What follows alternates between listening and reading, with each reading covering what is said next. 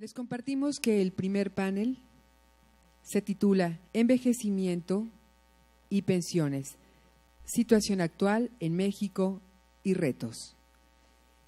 El moderador será el licenciado Luis Felipe Briceño Barfusón, director de Relaciones Institucionales de la Asociación Mexicana de Administradoras de Fondos para el Retiro, Amafore.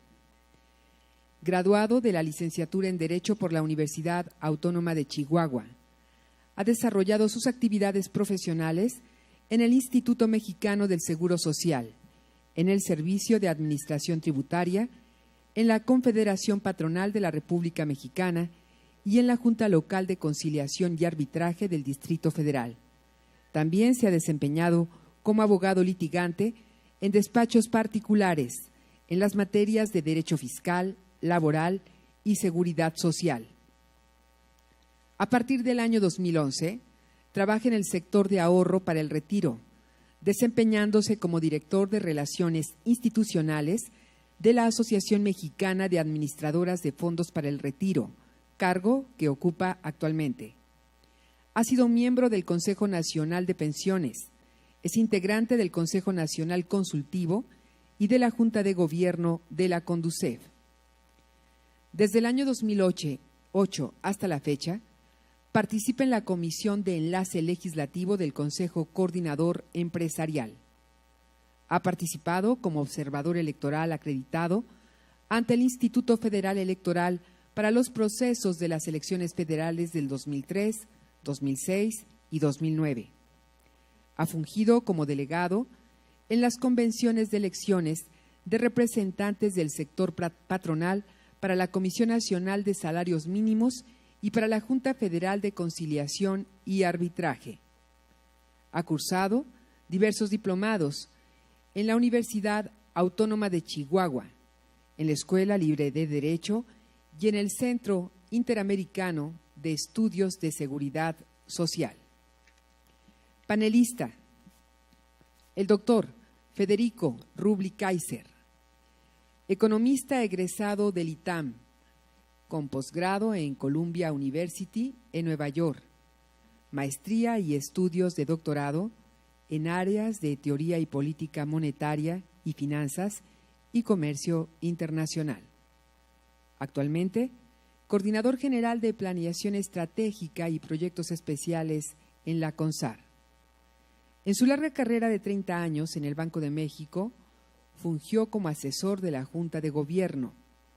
Destaca en esta carrera su responsabilidad durante 2001-2010 en el diseño e implementación de la estrategia de comunicación institucional.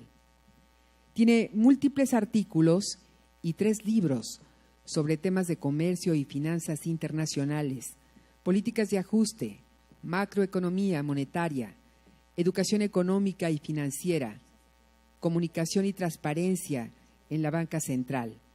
Asimismo, cuenta con experiencia docente en varias universidades del país. Panelista: doctor Tape Encina. El doctor Tape Encina tiene licenciatura en Estadística, maestría en Econometría y doctorado en Econometría Financiera. El doctor Encina tiene la experiencia de más de 30 años de investigación en el campo de pensiones. Él ha producido 150 artículos en revistas internacionales y nacionales y una docena de libros, y 4 de ellos sobre sistemas de pensiones en América Latina y México. Actualmente, el doctor Encina es director del Centro Internacional de Investigaciones sobre Pensiones del Instituto Tecnológico Autónomo de México. Panelista: el licenciado Florentino Castro López. Florentino Castro es licenciado en Derecho por la Universidad Autónoma de Sinaloa. Dentro de su experiencia laboral, destaca delegado político en Iztapalapa, subprocurador de Verificación y Vigilancia de Profeco, director general de Acción Cívica, Cultural y Turística de la Ciudad de México, En el gobierno del estado de Sinaloa ha sido secretario de la Contraloría y Desarrollo Administrativo, así como secretario de Educación Pública y Cultura del gobierno del estado de Sinaloa. Ha ocupado diversos cargos en el Instituto Mexicano del Seguro Social. Como parte de su experiencia legislativa, ha sido diputado federal en 2 legislaturas. Su experiencia académica incluye la docencia en las escuelas de derecho de diversas universidades del país. Panelista: Salvador Pérez Maldonado. Es actuario, adjunto de Pensiones y Seguridad Social en la Unidad de Seguros, Pensiones y Seguridad Social de la Secretaría de Hacienda y Crédito Público. Inicia su trayectoria en la Secretaría en septiembre del 2007, al incorporarse como director de análisis de riesgos en la misma unidad. Antes de incorporarse a la Secretaría, el actuario Pérez trabajó ocupando cargos en las áreas técnicas actuales, financieras y de pensiones en la Comisión Nacional de Seguros y Finanzas. El actuario es egresado de la Facultad de Ciencias de la UNAM y cuenta con el grado de maestro en finanzas por el Instituto Tecnológico de Monterrey. Un aplauso para todos ellos. Iniciamos este panel.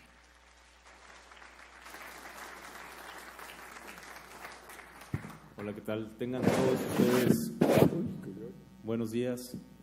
Agradeciendo la cordial invitación del gobernador del estado de Guanajuato, el licenciado Miguel Márquez Márquez, que ya nos dio su mensaje de bienvenida.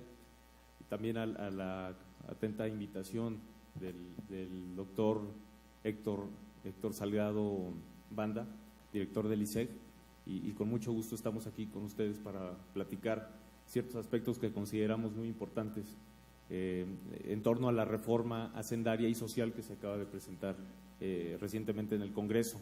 Agradeciendo a nuestros destacados, muy destacados conferencistas, al doctor Tapencín, al doctor Federico Rubli, a Florentino Castro, al maestro Salvador Pérez Maldonado de la Secretaría de Hacienda, quienes más bien nos van a dar una muy buena perspectiva y con conocimiento de sobra sobre los aspectos destacados de la reforma, los retos que van a enfrentarse y las situaciones a las que va dirigida. Sin más preámbulo, quisiera proponerles la siguiente mecánica: dividir este panel en 3 segmentos, en 3 rondas. Primero, concentrarnos en lo que es la reforma, los retos de la reforma. Segundo, pasar a comentar algunos aspectos sobre su viabilidad financiera y fiscal. Y terminar comentando sobre la probable o posible transición hacia un sistema de seguridad social nacional. Entonces, si les parece muy bien, mejor dicho, comenzamos con la opinión de nuestro experto de la Secretaría de Hacienda, preguntándole, haciendo un ejercicio de retrospectiva de las causas, de los retos que originaron la reforma original de la Ley del Seguro Social en 1997, posteriormente, 10 años después, la del ISSSTE. ¿Qué retos fueron atendidos en aquellos momentos y cuáles de ellos consideran ustedes que persisten y que son abordados con esta reciente reforma presentada en el Congreso? Claro que sí. Muy buenos días a todos. Gracias por la invitación a la Secretaría de Hacienda, al Gobierno Federal, a participar en este foro. Y bueno, entrando en materia, de manera concreta, y ya lo mencionaba Héctor al inicio del evento y el propio señor gobernador, parte de los retos que se cumplieron con las reformas, tanto la ley del ISSSTE y del IMSS, del Seguro Social, en los años anteriores, es atender a esta necesidad que se tenía a nivel global de pasar la modificación a esquemas de cuentas individuales, en virtud de que los esquemas de reparto, bueno, es por mucho sabido y seguramente comentaremos varios aspectos al respecto de las deficiencias que estos tienen y hacia la insostenibilidad que llevan en el largo plazo. Por ello es que en aquellas reformas, básicamente los temas con mayor atención que se dio fue la migración a esquemas de cuentas individuales, en donde ahora sí hay un reconocimiento a las aportaciones que cada uno de los trabajadores hace, y en segunda instancia, bueno, hay un reconocimiento a la aportación o al ahorro complementario que esto conlleva. ¿Qué hay sobre esta reforma, en la reforma que se acaba de proponer a través del Ejecutivo Federal al Congreso? Esencialmente lo que se busca es, y también ya lo mencionaba el señor gobernador, atender una necesidad primordial que tiene la sociedad mexicana, de acercar este beneficio o este reconocimiento de otorgar una pensión universal en primera instancia a aquellas personas que cuando llegan en ese momento de su retiro no tienen o no fueron atendidas a través de esquemas de seguridad social básicos, ya sea federales, del IMSS, del ISSSTE, etcétera. Entonces, lo que se busca con esta reforma es, en principio, dar esa atención a través del esquema de una pensión universal a aquellas personas que cumplan la edad de 65 años posterior y que no estén asociados a un régimen de seguridad social como el del IMSS y el ISSSTE. En segunda instancia, se está fomentando también, por otra parte, un incentivo para que el gobierno federal apoye a todas aquellas personas que estén dispuestas a generar parte de sus recursos para un ahorro complementario, porque esto es muy importante y esa es otra discusión que puede ser muy extensa, muy rica, que si es o no suficiente el recurso que uno recibe cuando se convierte en pensionado. Entonces, por eso también hay un fomento por parte del gobierno federal en esta iniciativa, en el cual se reconoce y se dé el apoyo a aquellas personas que realicen aportaciones a un ahorro complementario a su pensión. El gobierno federal estaría dando una participación adicional a quienes se ubiquen en este esquema.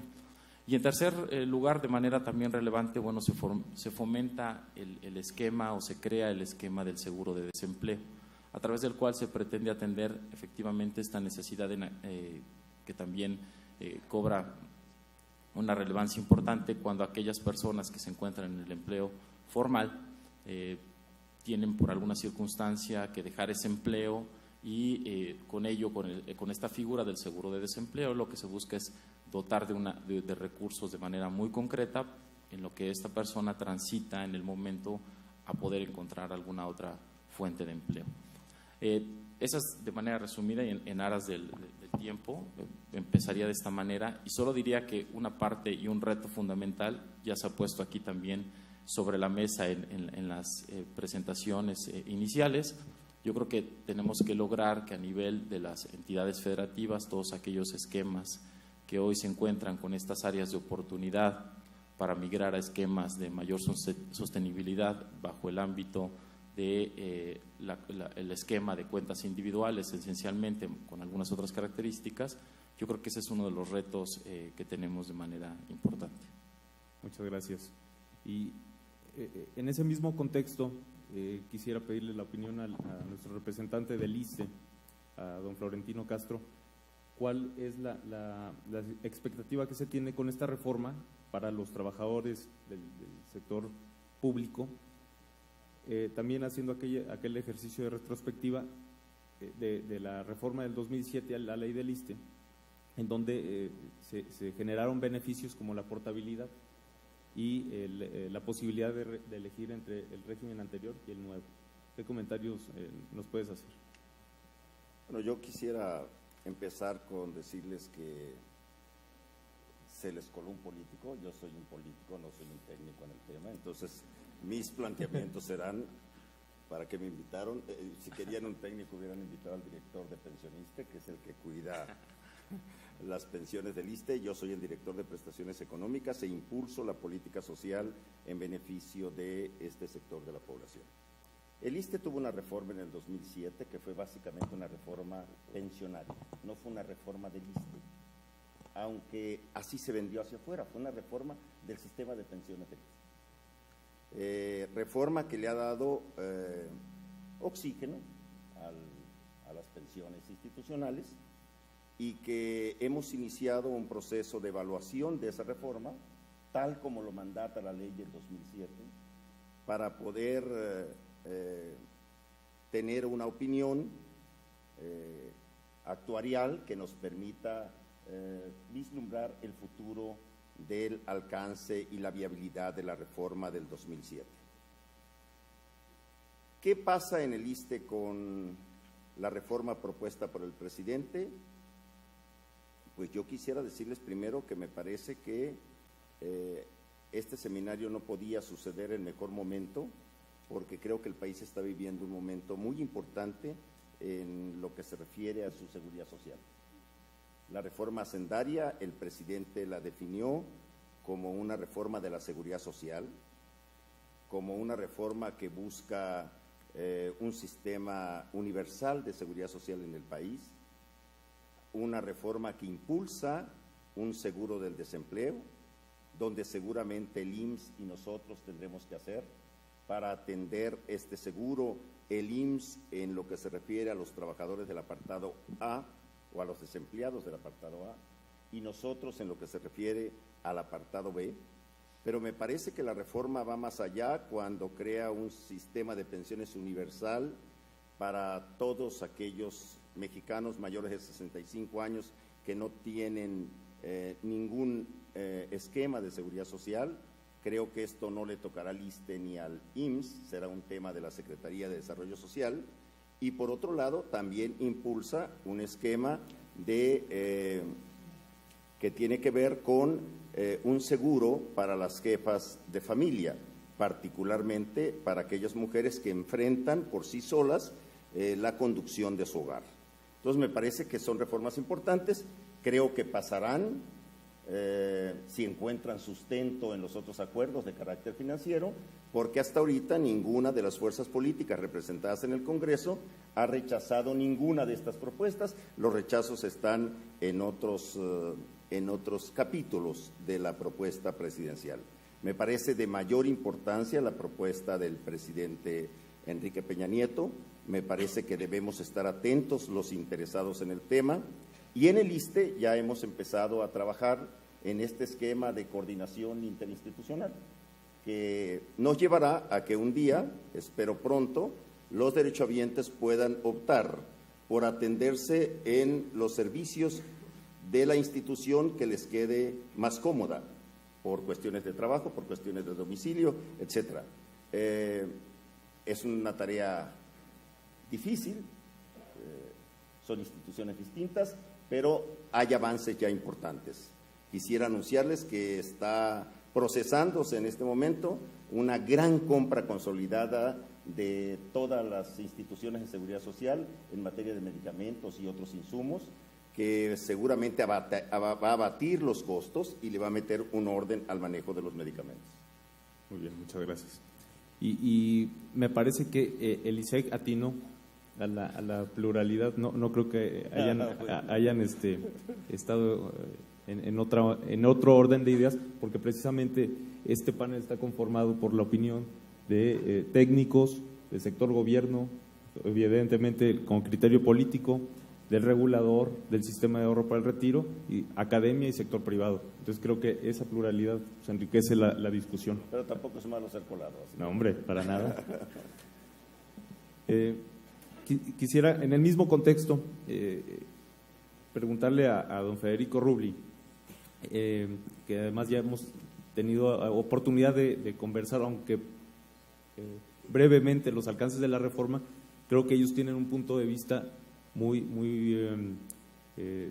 estudiado, lo han reflexionado desde hace tiempo, y creo que tu opinión será muy valiosa compartirla con el auditorio sobre los alcances de esta reforma y qué podemos esperar para el sistema.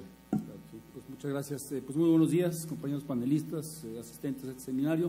Una felicitación al ISEC por organizar pues este coloquio, sobre todo para poner sobre la mesa estos temas tan trascendentes, ¿no?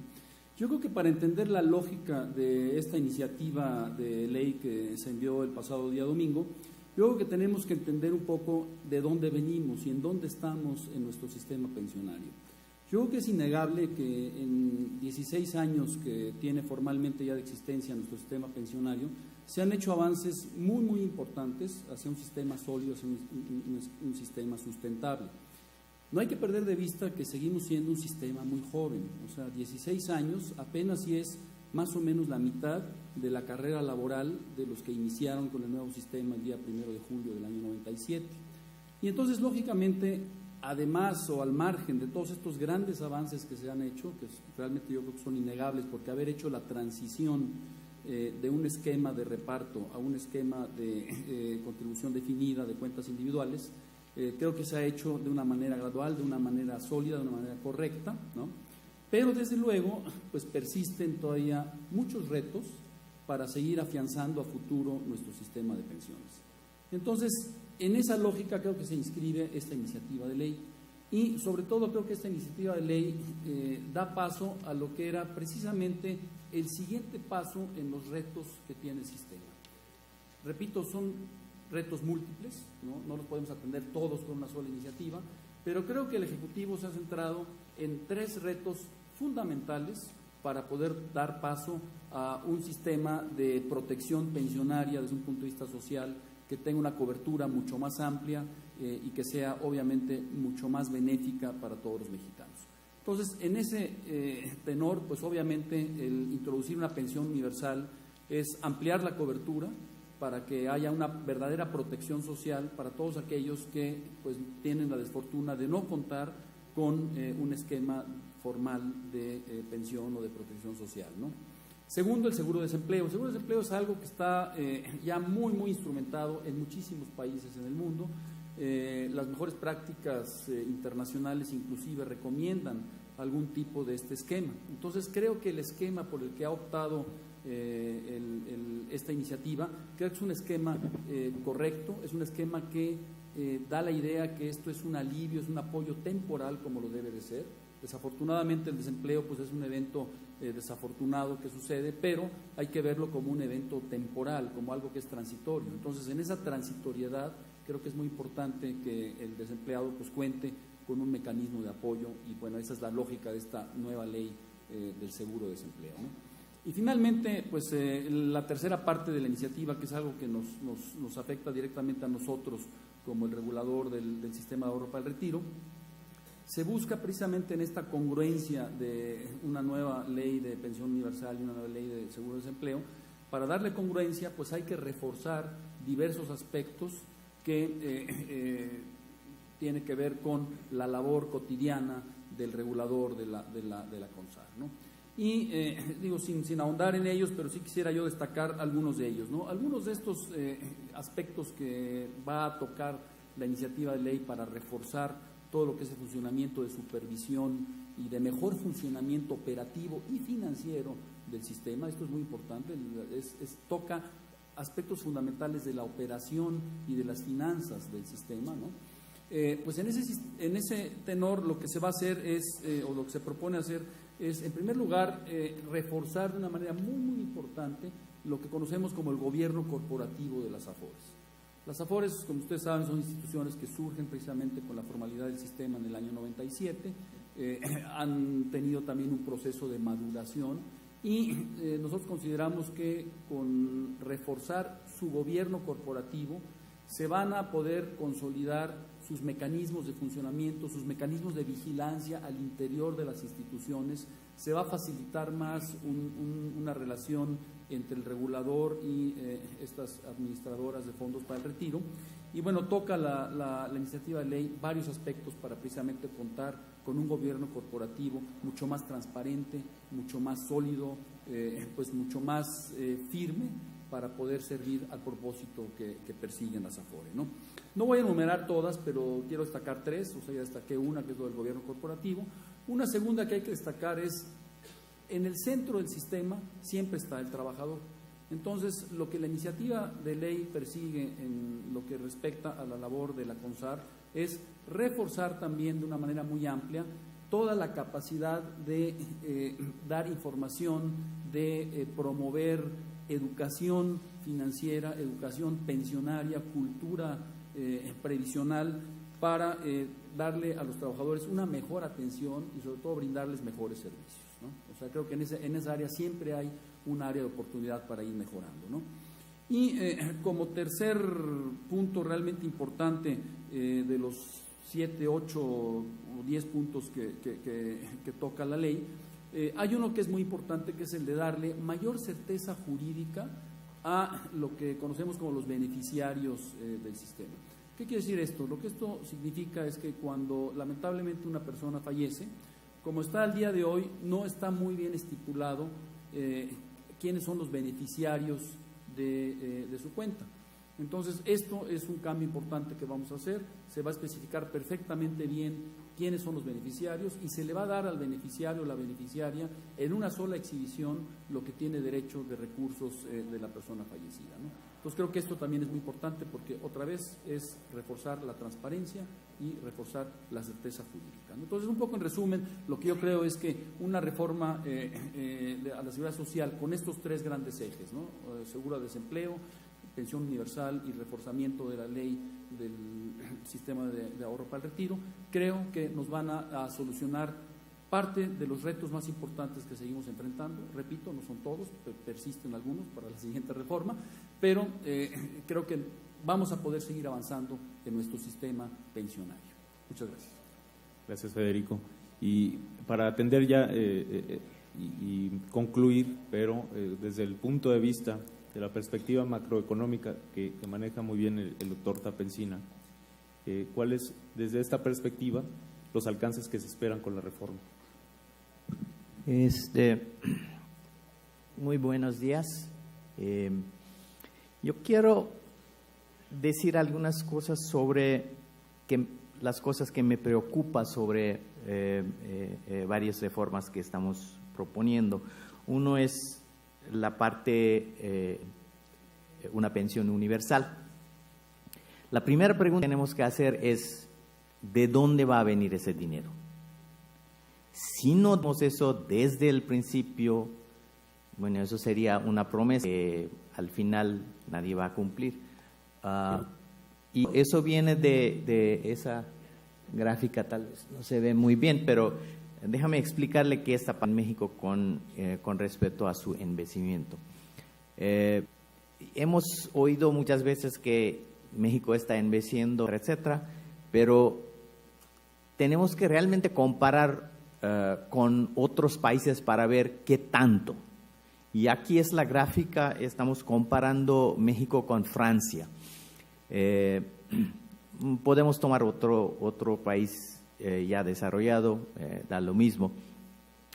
Pero aquí que está diciendo esa gráfica es el siguiente. En 1750, en Francia tenía menos de 5% de la población que tenía más de 65 años de edad. Y México logró eso en 2000. Y vamos a hacer eso fast forward a 2050. Y eso es los últimos puntos en esa gráfica. Y eso que demuestra es México sería casi igual que Francia en 2050. ¿Qué significa eso?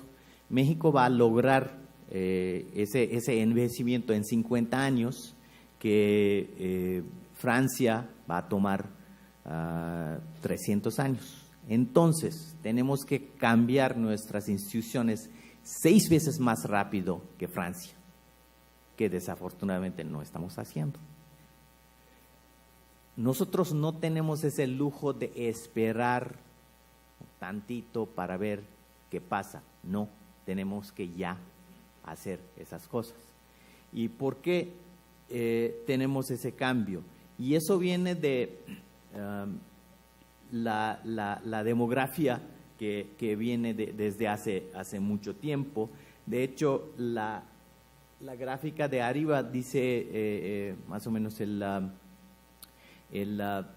fertilidad del país. Entonces, en 1960-65, promedio, cada mujer tenía 6.5 hijos, ahora tiene un poquito más que 2. Ese cambio dramático, eso es la razón por qué el envejecimiento que estamos experimentando va a seguir así. Entonces, cualquier cosa que tenemos que reconocer ese cambio brutal demográfico que hemos tenido. Y por lo tanto, la iniciativa que tenemos ahora en la mesa es justo a tiempo. Yo voy a decir que si hubiera sido mejor si hubiéramos hecho hace 20 años, pero bueno, no tenemos ese lujo de regresar al pasado, ¿no? Entonces, en ese sentido, realmente es importante tener ese cambio. Otra parte de ese cambio es la parte de cómo está la parte de economía que va a cubrir. Universal significaría que vamos a cubrir toda la población. Eso significa que tenemos que cubrir el sector informal. Y de hecho tenemos que reconocer más de la mitad de la población económicamente activa está trabajando en el sector informal. Y por lo tanto ellos tienen una seguridad social, yo diría, a la guadalupana. Y eso no es una cosa, digamos, voy a adelantar un poco sobre esa lámina. Había una encuesta de la Amafore hace un rato. Decía que 62% de los entrevistados están de acuerdo con la afirmación que dice: no he planeado mi futuro, pero pienso que Dios me ayudará cuando sea una persona mayor. Muchas gracias. Gracias, doctor.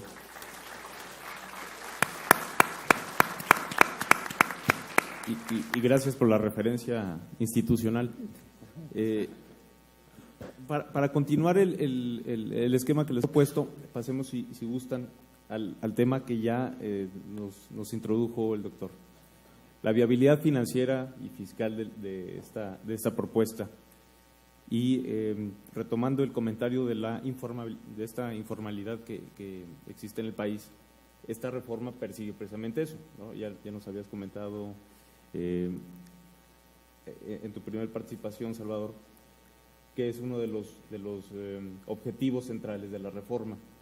Ahora bien, ¿cuánto tienen ustedes en la Secretaría de Hacienda, obviamente, a cuánto asciende el impacto, el costo fiscal y financiero de esta misma? Sí, antes yo creo que de entrar un poquito al número, resulta relevante efectivamente esto que se menciona, como lo dice Tappen. Al final del día hoy tenemos estimaciones basadas en la situación poblacional que se tiene y el estado de la formalidad de un cierto número de la población. Pero de fondo, al final del día, la reforma lo que trata también es de incentivar que el acceso a esta pensión universal, al tener acceso la gente que se encuentre no en un estado de informalidad, sino que en su momento no cumple el requisito de tener un esquema de seguridad social. El esquema complementario que les mencionaba de incentivar que también de alguna manera la gente que se encuentra hoy en estado de la informalidad, de incorporarse a este nuevo esquema, y que además el gobierno federal esté dispuesto a dar todavía alrededor de un 20% sobre las aportaciones que el propio trabajador o el patrón realicen para su retiro de largo plazo. Yo creo que es el incentivo para tratar de atraer. Si bien es cierto, hemos escuchado recientemente muchas críticas de que no hay, quizá no sea el incentivo más claro de garantía para la gente que trabaja hoy en la informalidad y que se incorpora a este esquema. Creemos que sí, de alguna manera sí se puede generar en pasos, como lo decía el propio Federico, hay mucho reto por hacer, pero un buen primer paso es generar ese incentivo de decir, mira, el día de mañana que tú te retiras no tenías un esquema de pensión, ahora lo puedes tener si te incorporas hacia un esquema formal, pero además en el cual, además de una aportación, todo aquello que tú generes de ahorro en el largo plazo, el gobierno federal te respalda con una aportación adicional, ¿no? Entonces, sí creemos que los números pueden ir variando a lo largo del tiempo, bajo un estatus en el cual haya una mayor incorporación de contribuyentes a este esquema para darle sostenibilidad y de esta manera generar una sostenibilidad en el largo plazo, ¿no? Yo te diría que en términos, lo que nosotros tenemos en términos de números es que sí, efectivamente, el costo de la reforma, sobre todo en este primer año por cuestiones de implementación para la parte de la pensión, emana al 100% de recurso presupuestal. No así en el caso del seguro de desempleo, que bueno, hay un esquema específico en el cual ya de las aportaciones de la subcuenta de vivienda, y lo dice la reforma, hay una operación a una subcuenta mixta en donde parte de esas aportaciones se van a destinar para el efecto del seguro de desempleo. Pero si hablamos de alrededor de la pensión universal de 65,000 millones de pesos al año, en principio partiendo de que eso sea un esquema de presupuesto, hay una consideración de que en el largo plazo efectivamente haya una mayor incorporación para que las aportaciones le den sostenibilidad al esquema de la pensión universal. Muchas gracias, Salvador. Florentino, el alcance de estos beneficios para los trabajadores de municipios y de los estados. Bueno, yo quisiera decir primero que habría que recordar que los sistemas de seguridad social mexicana, por lo menos los más importantes, siempre han estado basados en sistemas mixtos de contribución por parte de los patrones, de los trabajadores y en algunos casos del gobierno, como es el caso del Instituto Mexicano del Seguro Social, que es tripartito. Me parece que de acuerdo con el discurso en el que el presidente presentó la iniciativa, no estamos pensando en un esquema de subsidio estatal como existe, por ejemplo, en la Ciudad de México, una ayuda para las personas mayores, pero como una aportación única del Estado. Yo creo que vamos a un modelo, vamos a ver qué dicen los diputados, van a ver cuántas cosas quitan y cuántas cosas ponen y dónde está el dinero. Me parece que todo hoy está en la cancha del Congreso y hay que estar atentos, pero de lo que sí creo es que vamos a un sistema de aportaciones múltiples o de sistema mixto, como se conoce normalmente. Ahora, me parece que con lo que se ha dicho aquí, instituciones como la nuestra, nosotros tenemos el mayor número de viejos, tanto como derechohabientes como trabajadores, porque la estabilidad laboral de los trabajadores de base en el Estado es muy grande, mucho más grande que en la empresa privada. Entonces, eso nos genera que en el ISSSTE tengamos un gran compromiso con este sector de la población. Y como se decía aquí, pues no tenemos una cultura pensionaria en el país, no tenemos una cultura de ahorro siquiera, mucho menos una cultura pensionaria. Entonces me parece que estamos obligados en los municipios y en los estados a impulsar mecanismos para ir creando en nuestros trabajadores estos niveles de cultura y de responsabilidad hacia el futuro.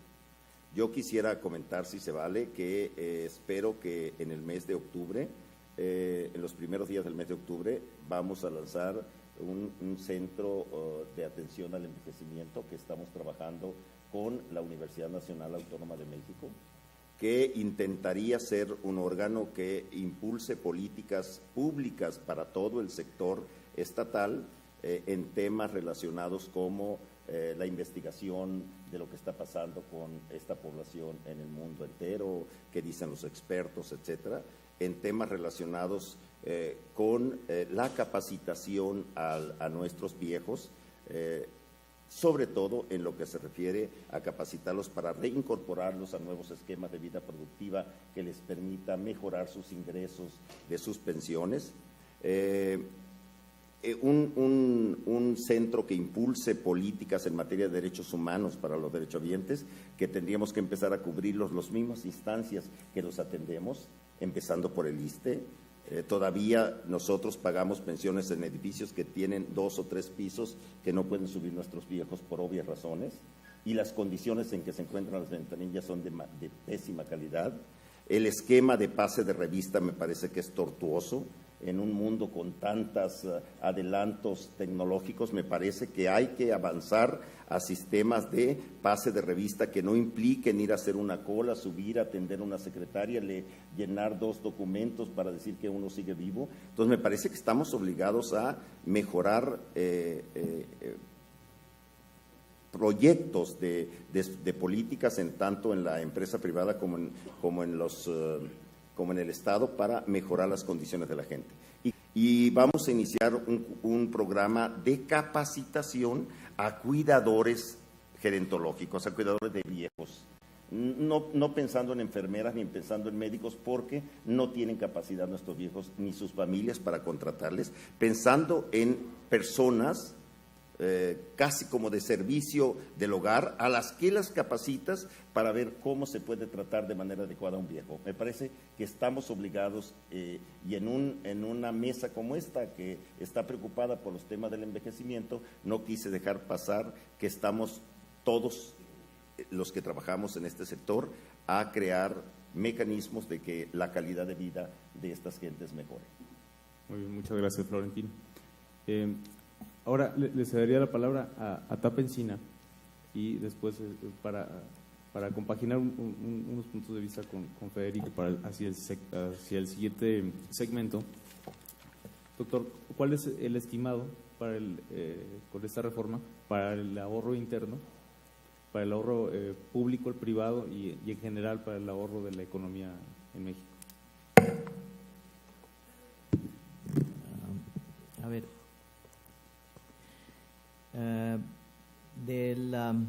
del ahorro yo no soy el experto es Alex, que está por ahí a un lado. Alejandro Villagómez, que va a dar una plática en la tarde hoy, y eso sería la parte muy importante sobre, él ha hecho un esfuerzo muy importante sobre el impacto del el nuevo sistema de pensiones sobre el ahorro en el país. Pero en general, la parte que me preocupa es el siguiente. Lo que tenemos todavía es la deuda del pasado. Es decir, las personas que ya están ya jubilados bajo el esquema anterior, todavía tenemos que seguir pagando a esas personas. Antes teníamos un sistema de reparto, es decir, las personas que trabajan directamente se va a las personas que ya está jubilado, y eso funciona muy bien cuando estamos un sistema que está creciendo. Aquí está la gráfica del ISSSTE a partir de 1960. La gráfica que demuestra es cuántos trabajadores hay por cada jubilado. Si ustedes fijan, lo primero, cuando empezó el sistema, había 10 trabajadores por una persona jubilada. Entonces, si cada uno paga $1, entonces podemos pagar 10 a un jubilado, porque había 10 personas trabajando para un jubilado. Y eso se subió hasta casi 25 en 1980 más o menos. Es decir, ahora si cada uno paga $1, podemos pagar a jubilado $25. Si ustedes fijan las gráficas, a partir de esa fecha está por debajo. Ahora tenemos 3 trabajadores por jubilado. Entonces, si las mismas personas pagan $1, podemos pagar no más de $3. Entonces, obviamente no estamos pagando así. El resto viene del gobierno. Y el subsidio del gobierno, bueno, a fondo, ningún gobierno de ninguna parte del mundo tiene su propio recurso, no se genera por magia. Eso viene de contribución de la gente. Entonces, tenemos que cobrar, digamos, ese dinero del resto del país para pagar a los jubilados. No viene una cosa gratis. Es fácil de otorgar beneficio para cualquier gobierno, y eso han hecho en el pasado, no solamente en México, en el mundo entero, pero es mucho más difícil a cumplir ese compromiso. Y si vemos la siguiente gráfica, y eso demuestra cómo va a crecer ese endeudamiento hacia el futuro, y hemos hecho algunas proyecciones de ese asunto hasta 2050 y tanto, y lo que vemos es la parte de la deuda que ya hemos prometido hace tiempo a los derechohabientes del IMSS, sobre todo del ISSSTE y del otras entidades estatales, ISFAM, etcétera, que eso se va a subir a través de tiempo, y ese joroba que ustedes ven, eso se va a seguir creciendo hasta 2030 y tanto. No hay de otro. Entonces, si seguimos en ese rumbo, y no veo que cómo el gobierno actual o del futuro va a hacer algo diferente. Eso va a comer tal vez 25%, 30% del presupuesto gubernamental en el futuro. ¿Y cómo vamos a aguantar eso? Eso es la parte que no me queda nada claro. Entonces, las reformas que hemos tenido va a dar fruto en otro 20 a 30 años. Mientras que hacemos es la parte importante que tenemos que cuidar desde ahora. Aprovechando de incentivos para ahorrar, nosotros que tenemos que hacer es dar incentivo a la gente para ahorrar. Y a través de nuestro centro estamos haciendo algunas encuestas para ver en el sector informal, sobre todo, qué tanto están dispuestos a ahorrar. Entonces, cuando preguntamos a la gente, y hicimos una encuesta limitada, bueno, básicamente fuimos a los tianguis, y yo y mi asistente, y preguntando a la gente, a ver, si el gobierno aporta 50, ¿usted está dispuesto a aportar 50? La gran mayoría dice que no. Si el gobierno en general si el gobierno aporta 80% del dinero, entonces ahí viene el incentivo de la gente para aportar. Hasta este momento no. Gracias. Muchas gracias, doctor. Y para el siguiente segmento, vamos a tratar de armarlo, pero para cerrar del impacto fiscal, Federico, ¿cuáles la CONSAR, cuáles ves tú áreas de oportunidad para las AFORES con esta reforma? Ya mencionabas seguro de desempleo, el ahorro voluntario, etcétera, este tipo de beneficios, el manejo de la pensión básica universal. ¿Cuál consideras tú que es el sector, o mejor dicho, la mayor cantidad de oportunidades para el sector de las AFORES? Claro. Sí, yo creo que vinculado con lo que se ha estado comentando aquí, bueno, primero creo que es, para pasar a responder esta parte que me preguntas, obviamente es fundamental lo que planteó Tappen, ¿no?, al principio, de que cuando uno diseña este tipo de esquemas, pues obviamente el punto de partida es cómo lo vamos a financiar. Y obviamente ese punto en estas dos iniciativas del seguro de desempleo y de la pensión universal, pues obviamente ese fue el punto de partida y creo que se pensó muy bien. Y lo resumo, ya Salvador más o menos lo planteó, lo voy a ampliar nada más un poquito, ¿no? En primer lugar, para la pensión universal, obviamente la pensión universal es lo que conocemos en la jerga pensionaria como un pilar cero no contributivo, entonces es un costo que asume totalmente los recursos públicos, ¿no? Sin embargo, lo importante es la manera en la que esto se va a hacer la operación de este financiamiento. Y aquí lo que se escogió fue lo siguiente, o sea, no son recursos que van a ir a las AFORES, no las van a manejar las AFORES, sino que el gobierno va a aportar esa cantidad y la va a depositar en un fideicomiso en el Banco de México, una institución autónoma, creíble, etcétera, ¿no? Entonces, eso es muy importante porque eso va a asegurar la confianza de esos recursos, o sea, no se van a poder tocar para hacer alguna otra cosa, o sea, a lo mejor uno dice, bueno, ¿qué pasa si dentro de 15 años algún gobierno se le ocurre echar mano de esos recursos para cualquier otra cosa que no es la finalidad para poder financiar la pensión universal? Bueno, eso no va a suceder porque es un fideicomiso, ¿no? Y es un fideicomiso que está pues en una institución, vuelvo a repetir, creíble como lo es el Banco de México. Entonces esa parte creo que está cubierta, ¿no? Y bueno, como ustedes saben, en la iniciativa se plantea que este apoyo de la pensión serían 1.092 pesos indexados al mes, indexados al Índice Nacional de Precios al Consumidor. Entonces, bueno, pues esa parte, digamos, financiera, pues creo que es sólida, ¿no? Que respecta al seguro de desempleo, y ya lo planteaba Salvador, se va a utilizar de los 5 puntos porcentuales que configuran la subcuenta de vivienda, que hoy día la maneja el Infonavit, De esos 5 puntos, que todos esos 5% los aporta el patrón, de esos 5 puntos, 2 puntos se van a quedar en la subcuenta de vivienda, van a seguir con la posibilidad de seguir financiando vivienda para los trabajadores, ¿no? Pero de los 3 puntos restantes, 2 puntos se abren en una subcuenta mixta. Y ahí está lo que plantea Luis Felipe, la oportunidad para las AFORES. Va a ser una subcuenta del 2% del salario de cotización, que son recursos nuevos que van a administrar las AFORES. Entonces ahí hay una muy buena oportunidad para, pues obviamente, seguir brindando una buena administración de sus activos para poder generar buenos rendimientos para los cuentavientes, ¿no?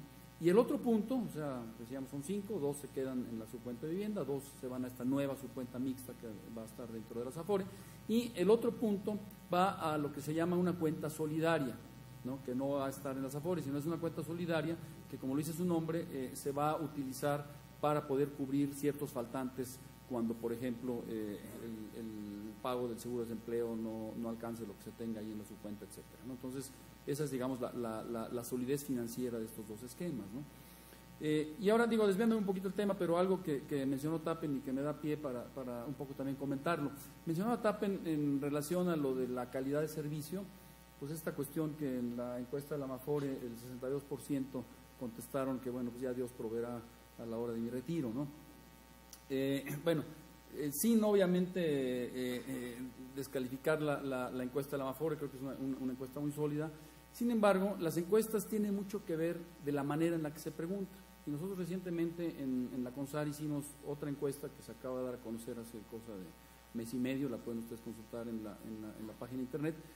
Y repito, no son comparables, pero se hizo una pregunta similar, ¿no? Y la verdad es que nos sorprendió muchísimo porque en nuestra encuesta, un poco de manera similar, lo que la gente dijo, bueno, pues en relación a Dios, el 2%, ¿no? Entonces hay una diferencia muy grande, 62-2, y nos pusimos a pensar, bueno, ¿qué es lo que pasa? ¿Por qué es esa diferencia tan grande? Bueno, tiene que ver con la manera en la que se plantea la pregunta, ¿no?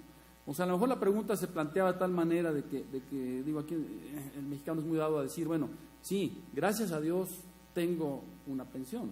Entonces, a lo mejor en la encuesta eso se dijo, bueno, pues Dios proveerá, ¿no? Entonces, ese tipo de diferencias de las preguntas sí son muy importantes a la hora de las encuestas, ¿no? Obviamente, vuelvo a repetir, no son 100% comparables, pero sí nos llamó la atención esa diferencia tan grande, de un 2% a un 62%, y bueno, tiene mucho que ver con eso, ¿no? Y el otro punto que me da pie a comentar algo de lo que también mencionaba Tappen, él hablaba de la calidad del servicio, cuando hablaba de este restaurante.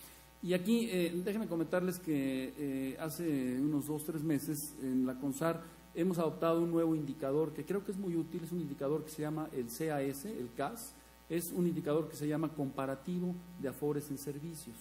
Y lo que hemos tratado de hacer con eso es, de manera trimestral, con 4 criterios, tratar de cuantificar con puntos y con ponderadores la calidad del servicio que cada una de las 12 afores están aportando a sus cuentavientes, ¿no? Y pues eso creo que es algo muy importante porque es un índice comparativo que le va a permitir a las personas que por primera vez escogen afore o a nosotros que nos planteamos la posibilidad de cambiarnos de afore, nos va a dar elementos adicionales a lo que es el principal elemento, que es el indicador del rendimiento neto, ¿no? O sea, cuánto es de rendimiento neto me da más o menos un afore, pero esto me da también un elemento adicional que debo tomar en cuenta, qué tan buen servicio me puede brindar esa afore, ¿no? Cada una de las afore. Y este indicador de calidad del servicio, repito, tiene 4 componentes. Uno, que mide la calidad operativa, o sea, le damos una ponderación y hacemos una investigación para evaluar los procesos operativos que tiene cada una de las afore. Luego, un segundo criterio es la calidad de atención al trabajador, o sea, qué tan bien están atendiendo al trabajador. Un tercer elemento es el de los medios de contacto con el trabajador, o sea, qué tanto es la cobertura de cada una de las administradoras para tener contacto y ofrecer sus servicios y su atención a los cuentavientes, a los trabajadores. Y por último, un aspecto muy importante, el ahorro voluntario, ¿no? También evaluamos cada una de las afore, qué tan bien predispuestas y organizadas están para promover el ahorro voluntario, ¿no? Entonces, con estos 4 elementos, tienen ponderadores cada uno de estos indicadores, ¿no? Se saca un puntaje global y bueno, se publica, lo pueden ustedes ver también en la página de internet, ¿no? Ya se sacó repito, esto se hace trimestralmente, ya sacamos el primero, estamos a fines de septiembre, principios de octubre por sacar el próximo, ¿no? Y además, déjenme también decirles, es un elemento que también le da un área de oportunidad a las AFORE, porque creo que es un elemento que fomenta la competencia entre las AFORE, ¿no? O sea, si mi AFORE está abajo en la tabla de servicios, bueno, pues más vale que me ponga yo competitivo para subir en los escalones y hacerle la competencia a los que están en los primeros lugares. Muy bien, gracias, Federico. Y retomando este último comentario del CAS, yo creo que hay que destacar que si bien pues hay un rango ahí en donde califican a las AFORES por el desempeño en servicios, pues sí mencionar que ya de por sí estar jugando, ¿no? Ya de por sí estar operando en México una cuenta individual, ya están bien calificadas, ¿no? Quisiera leerlo como que es un calificador dentro de los muy buenos, cuál es el mejor, ¿no? Atendiendo a distintos criterios, porque la regulación que tiene el sistema de ahorro para el retiro y la encomienda que tiene la CONSAR, y que además la ejerce con mucho profesionalismo y mucha energía además, propicia que las AFORES ya de por sí tengan que cumplir con una serie de requisitos, una serie de normatividad que no es menor, que debe de existir, porque lo que está en juego es el ahorro y el patrimonio de los trabajadores. Entonces, en ese sentido, pues apoyamos la medición y obviamente es un incentivo para cada una de las administradoras para mejorar en sus servicios. Y pasando a la siguiente ronda, continúo contigo, Federico. ¿Cuál es la perspectiva que tú ves hacia un sistema nacional de pensiones? Que este sistema que ha nacido probablemente sea el modelo, o haya que repensarlo. ¿Cuál es tu expectativa hacia el futuro para un sistema nacional de pensiones en México? Claro. Yo creo que esa debe ser la meta, esa es la meta final para tener realmente un sistema pensionario de cobertura al 100%, totalmente bien sustentable desde el punto de vista financiero. ¿En dónde estamos ahora en esto del Sistema Nacional de Pensiones? Bueno, si nos imaginamos un universo de lo que sería el Sistema Nacional de Pensiones, de la cobertura total de todos, pues apenas si lo que hemos logrado hasta ahora con esta reforma desde el 97 y desde el 2007, lo que tenemos es el sistema de ahorro para el retiro, es básicamente para trabajadores IMSS, para trabajadores afiliados al ISSSTE, en la CFE, que también ya ha hecho una reforma, los trabajadores independientes, hay la posibilidad de que los independientes obviamente también estén en ese sistema. Entonces, esa es la parte, digamos, en la que se ha avanzado mucho y es lo que se conoce como el sistema de ahorro para el retiro, que es lo que regula la CONSAR. Pero en ese gran universo de lo que sería el Sistema Nacional de Pensiones, tenemos, por ejemplo, otra parte en donde todavía tenemos muchísimos esquemas de reparto, ¿no? Y ahí se inscribe, por ejemplo, el Instituto de la Seguridad Social de las Fuerzas Armadas, el ISFAM, se inscriben la Banca de Desarrollo, básicamente las 5 o 6 instituciones de Banca de Desarrollo tienen sus esquemas pensionarios, pero todos son esquemas todavía de reparto, o sea, no han hecho la reforma. Y tenemos las empresas paraestatales, ¿no? Que hoy día en el sector público se definen 25 empresas, pero bueno, las más importantes las conocen ustedes, Pemex, etcétera, ¿no? Entonces, esa parte nos falta para culminar con lo que sería un sistema redondo de pensiones, un sistema nacional redondo de pensiones sustentado en contribución definida a cuentas individuales. Luego está otra parte muy importante, que es los sistemas pensionarios de los estados y municipios. Entonces, ahí también ha habido avances muy importantes en algunos estados, ¿no? No se ha generalizado, obviamente, de una manera muy importante, no porque estemos en Guanajuato, pero sí resalta Guanajuato como uno de los estados que ha avanzado de una manera muy decidida a la modernización y a la sustentabilidad de su esquema de pensiones. Entonces, hay 5 o 6 estados más que están más o menos en esa misma tónica, pero falta ampliarla, ¿no? Falta hacerla de una manera todavía mucho más amplia y sólida, ¿no? Y luego tendríamos otro círculo que sería el de las universidades públicas, las universidades estatales. Existen más o menos 62 universidades públicas, ¿no? Y todas ellas, pues básicamente tienen cargo a los presupuestos estatales. y todos son básicamente en el esquema de reparto. Entonces ahí también hay un reto enorme para también culminar pues todo esto con un sistema nacional de pensiones, ¿no? Y bueno, finalmente están obviamente los planes privados de pensiones, en donde ahí hoy día tenemos una combinación, más o menos la mitad tienen esquemas de contribución definida, otros de beneficio definido, y bueno, no hay que olvidar que los esquemas privados muchas veces son esquemas complementarios a lo que tenemos en el sistema de ahorro para el retiro en los otros, ¿no? Entonces, en resumidas cuentas, lo que tenemos que aspirar es obviamente a tener un sistema nacional de pensiones que sea financieramente sólido y sustentable, y eso se puede lograr si a lo largo de los años va a ser un proceso que va a llevar obviamente todavía muchos años, pero lo que tenemos que hacer es ir avanzando con esa meta en la mira, de ir haciendo todas estas reformas, ¿no? De ir transformando todos estos sistemas que financieramente desde el punto de vista de las finanzas públicas son endebles, ¿no? Porque son sistemas de reparto, pues hacerlos mucho más sólidos haciendo esta reforma, ¿no? Obviamente hay un esquema siempre de transición, así como lo vivimos a nivel del IMSS y del ISSSTE, hay esquemas de transición, hay que pensar muy bien el diseño de formas de esos esquemas de transición, como también ya lo mencionaba Tappen, pero creo que es muy importante que lleguemos a culminar en un tiempo futuro un auténtico sistema nacional de pensiones en donde todo esté realmente en esta lógica de las cuentas individuales y donde obviamente haya libre portabilidad. La portabilidad es muy importante. Ya hay portabilidad entre el IMSS y el ISSSTE, pero lo que necesitaríamos en este esquema nacional de pensiones es que haya portabilidad entre todos estos, digamos, círculos concéntricos que he mencionado, ¿no? Gracias, Federico. Les recordamos que tienen en su material una hojita para hacer sus preguntas. Algunos ya lo han estado llenando. Las señoritas edecanes van a estar atentas a su llamado para entregarles sus preguntas. Por favor, nos las hacen llegar y para compartirlas aquí con el panel.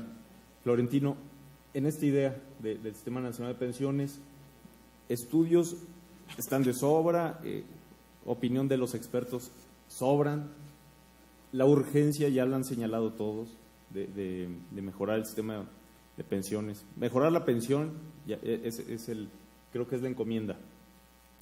¿Cómo lograrlo? Hay varias sugerencias, pero y ahora sí, por eso te dirijo esta pregunta, desde tu óptica política. ¿Cómo podemos lograr ese consenso entre las diversas fuerzas políticas del país para consolidar este gran paso que sería en beneficio de todos los mexicanos, pero que desde la óptica de cada uno de los actores involucrados, pues tiene sus diversos asegúnes? ¿Cómo ves tú? ¿Es posible esta transición, este acuerdo? Está fácil. Cada vez que se discuten los temas de seguridad social en espacios como el legislativo, es cuando se va a discusiones de mayor fondo y de mayor delicadeza, por decirlo de alguna manera. Yo fui diputado federal que votó el IVA en la época del presidente Zedillo, fui diputado federal que votó el nacimiento de un nuevo IFE, fui diputado federal que votó el inicio de la reforma judicial, y no hubo votación más complicada que la reforma del sistema del Seguro Social, de las afores del Seguro Social. Ese fue el más complicado. Y hablo de un esquema aparentemente fácil de operar, porque el PRI tenía mayoría absoluta y el PRI gobernaba el país. Pues al interior de los priistas fue un tema verdaderamente complicado. Recuerdo a Genaro Borrego, director del IMSS, prácticamente cabildeando con cada uno de los 500 diputados. Es un tema que realmente trasciende, es un tema que realmente importa. Cada vez que me dicen si el IVA fue el más complicado, de ninguna manera el IVA fue más complicado, de ninguna manera. Primero lo votamos solos, se salieron todos y lo votamos en la madrugada solitos. Fue mucho más complicada la discusión, así que no es una tarea fácil, ni tampoco es una tarea fácil pasar de un esquema como el que hoy tenemos fragmentado a un esquema universal en la seguridad social en general. Si nosotros revisamos la propuesta de reforma del presidente Peña Nieto, implica un montón de reformas a un montón de leyes. Por lo menos a la del ISSSTE y a la de salud. ¿Sí? Por ejemplo, para intercambiar servicios médicos, hay una reforma a la ley de salud que convierte a la Secretaría de Salud en un árbitro. O sea, va a ser un árbitro que me supongo lo primero que hará será manejar una tarifa. Cuánto vale una apendicitis, cuánto un trasplante, cuánto esto, cuánto lo otro, etcétera, para que cuando suceda que uno del IMSS va al ISSSTE o uno del ISSSTE va al IMSS o va a otra de las instituciones de seguridad social, se puedan hacer los intercambios de pagos. El esquema que busca la modificación de la ley de salud es un esquema de arbitraje por la parte de la Secretaría de Salud y estoy seguro que será complicado operarlo. ¿Sí? Me parece que, como se decía antes, vamos a ese sistema nacional, pero pues habrá que batallarle todavía. ¿Sí? Hoy, para fortuna nuestra, las propuestas de reformas en materia de seguridad social, como lo decía yo al principio, tienen, al menos porque no lo han expresado, el apoyo de todas las fuerzas políticas. O a lo mejor porque el tema de las colegiaturas y el tema del IVA en la frontera se resultan más atractivos mediática y electoralmente hablando, pero pareciera que los temas de seguridad social, en esto del seguro del desempleo, el seguro para las madres solteras, etcétera, me parece que no tendremos problema, pero son temas que partieron al Congreso. La reforma, y la reforma del ISSSTE, que no la viví, también fue una reforma muy debatida, pero la del Seguro Social es la más difícil que me tocó vivir en una legislatura que fue una legislatura reformista. La legislatura de Cedillo fue la legislatura de las reformas y esta legislatura pudiera hacerlo también si termina de hacer las que tiene. Entonces, más fácil la pregunta. En esta legislatura no podemos esperar más allá que esta reforma. En esta legislatura, entre otras cosas, porque hay que tener recursos de dónde, y los recursos no están disponibles, y si le cortas a uno, ayer lo decía Videgaray, bueno, pues está bien, vamos quitando las colegiaturas, se aceptan propuestas de dónde sale luego las colegiaturas, o vamos quitando el IVA, o vamos quitándole el IVA a las hipotecas, y veamos viendo de dónde. Es hacer el presupuesto en México, sobre todo cuando hemos creado una cultura, con la que yo no estoy de acuerdo, donde el legislador supone que su tarea fundamental es conseguir dinero para su distrito. Ese es uno de los grandes errores de la democracia mexicana y de la práctica legislativa de México. Los diputados se miden si son buenos o malos por cuántas escuelas, caminos y casas de cultura consiguieron para su distrito. Y entonces la discusión de una reforma de esta naturaleza en medio de la discusión del paquete presupuestal no es un tema sencillo. Démonos por bien servidos, que arranquemos en los términos básicos que va, y seguramente habrá muchas tareas en el futuro para mejorar lo que hagamos este año. Muy bien, muy gracias Florentino. Y sería en ese contexto importante con el secretario de Hacienda también decirle, bueno, alternativas para tener una educación pública más accesible y que las personas no tengan que recurrir a la educación privada, ¿no? Para no caer en ese círculo vicioso. En eso estamos. Sería importantísimo ese remanente del IVA, ¿no? Golpe a golpe estamos en el tema de mejorar la educación y nunca mejor dicho que golpe a golpe. Así es. ¿Sí? Salvador, es una iniciativa que vemos claramente apuntala o más bien va encaminada probablemente esta consolidación de un sistema nacional. ¿Qué nos haría falta en términos de la perspectiva de la Secretaría de Hacienda? Yo creo que al seno de la propia Secretaría y bajo el ámbito de responsabilidad de la propia Subsecretaría del ramo, en donde está emanada esta facultad de promoción de política en materia de pensiones, sin duda es claro que se ha impulsado el tema de la migración al esquema de cuentas individuales. Y si bien es cierto, tenemos un tema de la parte financiera, la sostenibilidad que tenemos que cuidar, hay uno muy importante y que que conste que no lo dijo yo, lo dijo el señor gobernador en la mañana, a la población le preocupa, ¿no? Yo hoy estoy en un beneficio de reparto, en un esquema de reparto, y después de haber trabajado tanto tiempo, de repente no tengo esta función de portabilidad que te genera esencialmente un esquema de cuentas individuales. Entonces, imaginemos por un lado la parte financiera, que hay una cantidad de gente que podría dedicarse o podríamos dedicarnos a cuidar esa parte, pero efectivamente lo que te genera el esquema de cuentas individuales es esta cuestión de seguridad a la gente, de que el día de mañana de manera libre puedas estar saltando entre cualquiera de los esquemas de seguridad social para cuando llegues al momento de tu pensión te genere un beneficio. Y sin duda yo creo que aquí ya lo mencionaba también Federico, haciendo un excelente resumen de cuáles son estos esquemas diferenciados o diferentes que existen en la cuestión de las pensiones.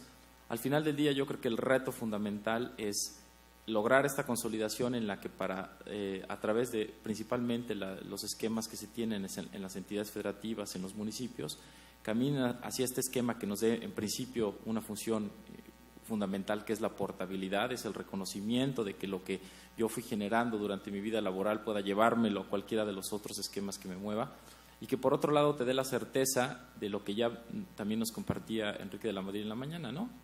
Poner en una bolsa, en un esquema de contribución como el del sistema de ahorro para el retiro a través de cuentas individuales, recursos que al final del día busquen una mayor generación de rendimiento para que el día de mañana podamos tener acceso a una pensión mucho más, que sea mucho más, nos permita obtener mucho más beneficio cuando ya nos encontremos en un estado de vejez.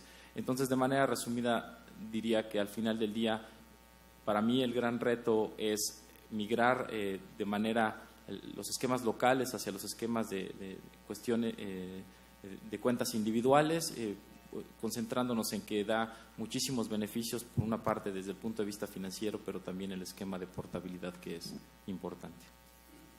Y bueno, simplemente resaltar, la tarea que nos toca, ya estamos trabajando de manera importante con los que a nivel federal nos toca, como lo es el ISFAM, como lo es la Banca de Desarrollo y demás, porque tenemos que empezar siempre por casa, y a nivel federal, donde la Secretaría de Hacienda, con el apoyo siempre de la CONSAR, nos permite migrar hacia este esquema, esto que estoy diciendo. Bueno, estos esquemas que tenemos claramente identificados es donde estamos empezando a caminar hacia esta función o esta estrategia de cuentas individuales.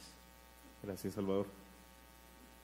Doctor Tapencina, ¿cuáles son las, ya lo anticipó usted en la primera intervención, cuáles son las consecuencias de que no avancemos en materia de consolidar un sistema de pensiones financieramente viable y que otorgue una mejor pensión, de mejores calidades a los trabajadores?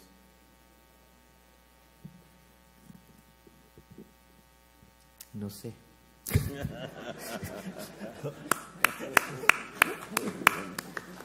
Muy bien, muy brillante. Usted comentaba, hay que hacer ya los cambios. Creo que alguna de las gráficas que tenía iba en ese sentido. Hay unas cosas que todavía me preocupa por el sistema que ya tenemos. Como expliqué, todavía no tenemos resuelto cómo estamos pagando a las personas que ya jubiló bajo el esquema anterior, o todavía seguirá jubilando bajo la ley de 73 a través del IMSS, por ejemplo. Realmente estamos pagando a esa gente en ese momento. Imagínense usted que el juego se paró para las personas del sistema de reparto, pero estamos con tal vez 5 millones de personas que está jubilado o está jubilar en el futuro, que tenemos que pagar. Y dado que dijo el diputado que ahora el lema es simplemente si no podemos fondear, ¿cómo vamos a pagar cualquier nueva iniciativa? El problema viene de que en realidad, si vemos realmente cómo estamos pagando, la mecánica es muy sencilla.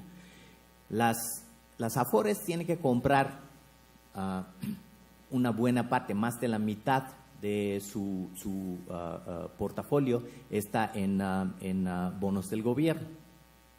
Entonces, el gobierno está en un lado vendiendo esos bonos a las Afores, o sea, nosotros que estamos bajo el nuevo esquema, y utilizando una buena parte de ese bono a pagar a los derechohabientes actuales.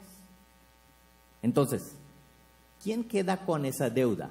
Bueno, nosotros que tenemos que pagar en la generación del futuro. Entonces, ¿cómo va a pagar el gobierno esa deuda? Bueno, imponiendo impuesto a nosotros otra vez. Entonces, la generación que entró a la fuerza laboral a partir de 97, tengo una mala noticia, ustedes tienen que pagar 2 veces. Uno para la jubilación de ustedes y otro para jubilación de sus papás, porque ese dinero debe de venir de algún lado, no hay de otro. Y eso es la parte que me preocupa más que cualquier otra cosa. La otra cosa que me preocupa es, en algún momento dado, recuerdan que la deuda del pasado ahora todavía es aguantable, pero eso se va a seguir creciendo por siguientes 2 décadas. Entonces, ¿qué va a pasar? Un día mala, yo pienso que va a pasar algo como que aparece en esa lámina en la tercera columna. ¿Qué está pasando ahí? Bueno, básicamente estamos tomando qué está pasando con las reformas a nivel mundial. Entonces, la primera columna son los good guys, ¿no? Las personas que son, o más bien los países que están comportando bien, que está reformando el sistema individual, etcétera, etcétera. La última columna es la columna de países malos, en ese sentido. ¿Qué han hecho, por ejemplo, en Argentina? Argentina fue uno de los primeros países que cambió el sistema de reparto a sistema individual. A partir de 2008 se cerró totalmente el sistema de cuentas individuales. Y eso no es algo que sucedió solamente en Argentina, los argentinos no saben bien, pero bueno, eso está pasando a otras partes del mundo. Por ejemplo, en Hungría también eso lo pasó en 2011, está pasando en Bulgaria, eso está pasando en Kazajistán y otros países que están en el medio. Ellos no estamos hablando de cerrando el sistema de cuentas individuales, sino básicamente cambiando su importancia, reduciendo ese componente. Entonces, no me queda claro que si en el futuro México no va a seguir otras partes. Por ejemplo, Argentina también tuvo ese cambio y se revertió. Entonces, si no podemos poner ese cambio de seguridad social a nivel constitucional como petróleo, no podemos asegurar en el futuro que el país no dice, bueno, vamos a cambiar otra vez al sistema de reparto. Y hablando de portabilidad, la otra cosa que me preocupa es exactamente portabilidad de qué. Por ejemplo, si estamos hablando de mover del IMSS al ISSSTE, bueno, en el ISSSTE tenemos un piso de una pensión de 2 salarios mínimos. Por otro lado, del IMSS es 1 salario mínimo. Entonces, una persona que trabajó la vida laboral mitad y mitad, ¿qué vamos a pagar a esa persona? Si digo a esa persona, bueno, tú trabajaste mitad en el IMSS y otra mitad en el ISSSTE, entonces te voy a pagar 1.5. Vamos a ver muchas quejas sobre eso. Entonces, a mí me preocupa esas cosas. A todos. Pasemos, si les parece bien, a una sesión de preguntas y respuestas. Ya hemos recibido algunas. Para seguir en esa tónica, ¿cómo visualiza el pago de pensiones a 30 años? ¿Cómo visualiza el pago de las pensiones de aquí a 30 años? ¿Estará garantizado? ¿Cómo ve ese futuro si no emprendemos acciones en esta materia? Más o menos lo que ya había comentado. El problema es que podemos dar cualquier garantía en ese momento, pero no estoy seguro que hacía 30 años el gobierno actual de ese momento va a decir que vamos a seguir con la promesa que hemos hecho hace 30 años. Doy un ejemplo de caso de los braceros, que si ustedes recordarán, en los años 40, un grupo de mexicanos fueron invitados a Estados Unidos para trabajar en el campo y otros lugares, en las fábricas, etc. Eran braceros. Y el gobierno actual propuso una especie de pensiones para ellos y depositaron 10% de su sueldo en una cuenta que fue manejado por Wells Fargo en ese momento. Y cuando ellos regresaron a México, supuestamente ese dinero iba a regresar a México, pero desapareció. Nadie sabe, nadie supo dónde quedó ese dinero. Ahora hay un montón de casos en los cortes en Estados Unidos, tanto en México, y todavía ningún de los braceros ha visto ni un centavo de ese dinero. Entonces, las promesas se hicieron, no hay duda sobre eso. Pero, y cuando vemos nuestros papás que estaban trabajando como braceros, y yo veo ahí alguien que no se cumplió, ¿qué lección tengo yo de esa experiencia? Lo mismo ha pasado en el sistema bancario.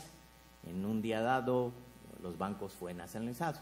Y de repente las personas que tenían cuentas en dólares, boom, un día cambió a pesos y vemos una caída de pesos 50%, ¿no? Entonces, no hemos hecho a nivel federal cosas buenas para dar confianza a la gente. Y eso se ve cuando se pregunta a la gente qué tanto confía en la palabra del gobierno. Y eso, encuesta a nivel nacional, dice muy poco. Y eso me preocupa, que si vamos a seguir así o ya hemos mejorado las cosas para que mañana será mucho mejor. No lo sé. Gracias. Salvador, probablemente está dirigida a ti y evidentemente por la conformación del auditorio les interesa saber 4 o 5 preguntas en el mismo sentido. ¿Qué apoyos contempla la reforma para los sistemas estatales de pensiones? Seguramente esa pregunta es por cuál es el monto directo que está considerado de apoyo. Yo les diría que más bien, si nos regresamos un paso anterior a la reforma financiera, muchos de ustedes sabrán que dentro de las soluciones o reestructura que se propone en esa reforma es analizar la situación financiera de cada una de las entidades federativas para dar unas soluciones de reestructura y de saneamiento a las finanzas, de tal manera que se pueda asignar de manera apropiada recursos para, en su caso, cuando se quieran hacer las reformas o las reestructuras al esquema específico de pensiones, se tenga recurso suficiente o fondeo para poder hacerlo sustentable.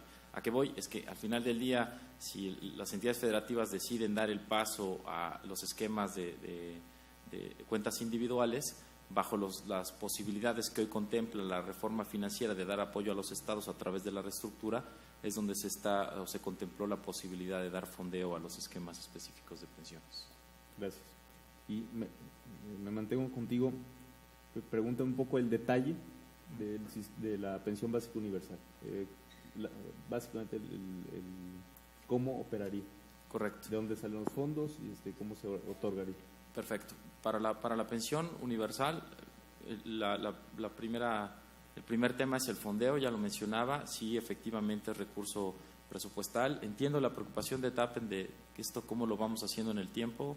si simplemente año con año lo que vamos haciendo es presupuestar cuánto recurso va a salir y no tenemos la compensación por otro lado, pero al final del día ahí está el análisis integral que se hizo de la reforma hacendaria. Por una parte los nuevos impuestos o el ajuste a ciertos temas impositivos, a ciertos impuestos, que por otro lado nos darían el beneficio que, si bien les decía que el costo promedio estimado para hacer frente a la pensión universal es de alrededor de 65 mil millones de pesos al año, se tiene por un lado la compensación y que se está planteando en el ajuste a los otros impuestos.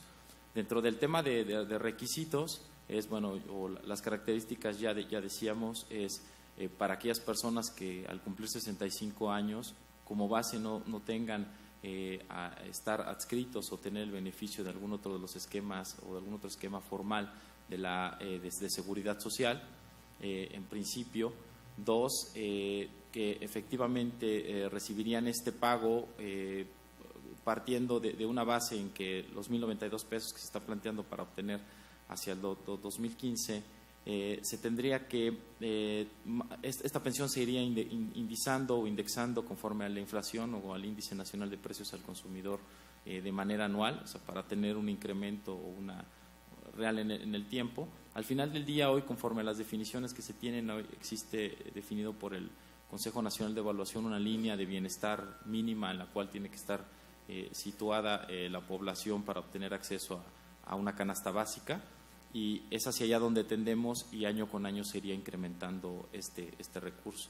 Entonces, uno de los ejemplos que también por la mañana mencionaba, el ejemplo claro más bien o concreto que mencionaba el señor gobernador, efectivamente es el de las amas de casa, ¿no?, que durante un periodo de su vida no han cotizado, o durante prácticamente gran parte de su vida no han cotizado a un esquema formal. Al cumplir los 65 años, tendrían acceso a este recurso. Se estaría contemplando también, esta es una precisión importantísima, como lo hacía Federico, no es que simplemente estemos esperando para el PEF haciendo el presupuesto cada año, sino con base a estudios actuariales periódicos del comportamiento de la población, se estaría generando a través del fideicomiso en el Banco de México el manejar estos recursos para que sean también de manera transparente, tener la disponibilidad para hacer el pago de la pensión universal. Gracias. Florentino, nos preguntan concretamente, ¿esta reforma hacendaria y social es populista? Sí, dice que si no es contraria a la política neoliberal. Yo soy de los que piensan que a los neoliberales les hace falta algo de populismo, poquito, pero les hace falta. Pero ya en serio. ¿A los populistas algo de neoliberal? Sí. Y a los populistas que no se excedan tampoco. Okay. Yo creo que sería populista si no implicara un mecanismo de corresponsabilidad del trabajador. Hay que crear un fondo para el desempleo. Hay que crear un fondo. Son populistas aquellas que salen del presupuesto público directo. Esas serían las llamadas populistas. Pero esta es, para quien preguntó, es un sistema que va a implicar una corresponsabilidad del trabajador, que estará construyendo un fondo para cuando pierda el empleo. Gracias. Federico, en el mismo sentido de estas preguntas, un poco de portabilidad, ¿no? ¿Qué avances hay con la portabilidad entre IMSS y el ISSSTE? ¿Qué pasa con aquellos trabajadores que están dentro de dos sistemas de seguridad social, como uno estatal, como el ISEG y la AFORE? ¿Y qué pasa cuando una persona ha cotizado para el IMSS, el ISSSTE, y deja de cotizar al ISSSTE? ¿Qué pasa con sus aportaciones? En el mismo sentido las preguntas. Sí, si comienzo quizá por la última.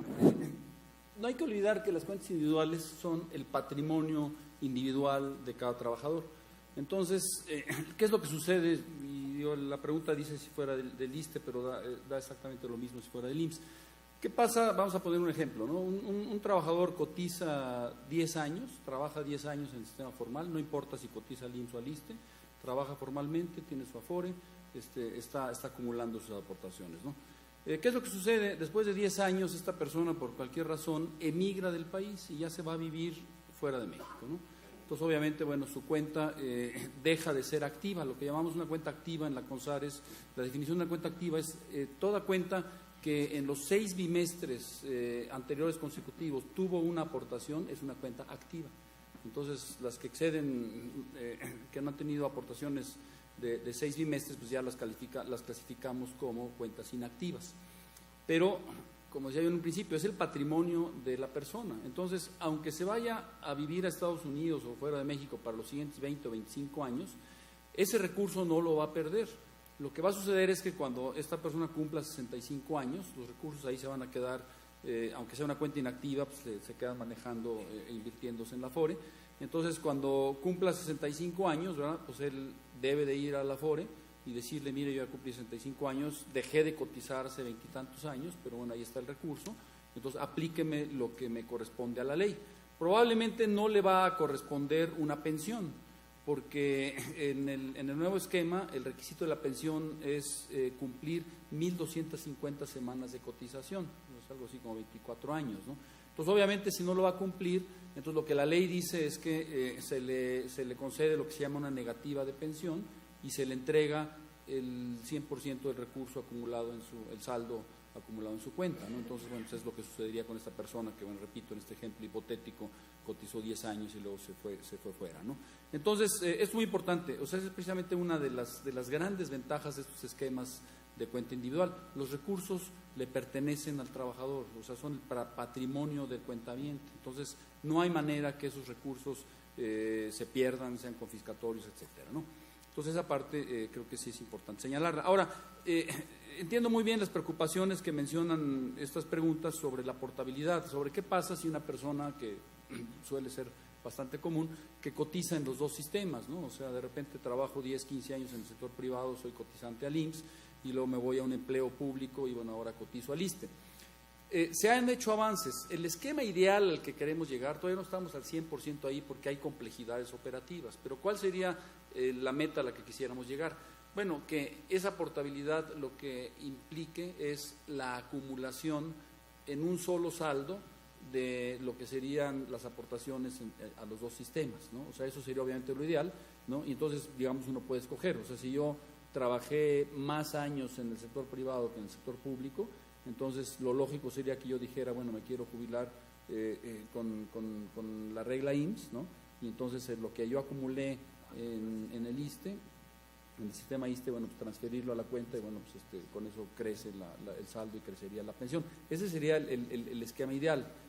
Repito, hoy día todavía no estamos 100% en eso, en lo que sí hemos avanzado es en identificar esos casos. Y si alguno de ustedes está en ese caso, podrá ver que ya en su cuenta de la Afore, en una misma Afore, tiene divididos los dos sistemas, ¿no? O sea, así como está dividida su cuenta de vivienda, el ahorro voluntario, etcétera, también tiene ahí, está, digamos, se maneja todavía por separado, pero al menos ya está identificado por trabajador, por persona, ¿no? Dice, en el sistema IMSS usted tiene tanto saldo acumulado. Luego le da uno la vuelta al estado de cuenta y ahí dice, en el esquema ISSSTE usted tiene tanto acumulado. Entonces, bueno, obviamente lo que queremos ver es, llegado el momento, pues que se puedan realmente acumular e intercambiar. Entonces, bueno, estamos trabajando en eso, entiendo perfectamente bien la preocupación, ¿no? Sería el mismo caso, por ejemplo, del ISEC, ¿no? O sea, si se cotizó en el ISEC y en el IMSS, bueno, pues es más o menos exactamente equivalente y tendríamos que hacer lo mismo, ¿no? Gracias, Federico. Una que nos llegó recientemente, pero tiene que ver con lo que mencionabas en tu primera intervención. ¿A partir de cuándo se realizaría la designación de beneficiarios? Este esquema que... Claro. Bueno, en el momento en que sea aprobada esta ley, o sea, si se aprueba esa parte de la ley, pues obviamente la instrumentación sería pues prácticamente inmediata, ¿no? Y es una instrumentación que la verdad no cuesta mucho trabajo, ¿no? O sea, es adecuar la base de datos de Procesar, que es la empresa que procesa todos los datos del SAR, adecuarlo es una simple cuestión bastante sencilla, pero de enorme beneficio para los cuentavientes, ¿no? Sí, gracias. Hay una pregunta que a lo mejor la quisiera enviar en global para Salvador. Tema de, nos preguntan, hay mucha inquietud de la garantía. ¿Cómo creer? Y estamos entrando un poquito a terrenos de la fe, parece.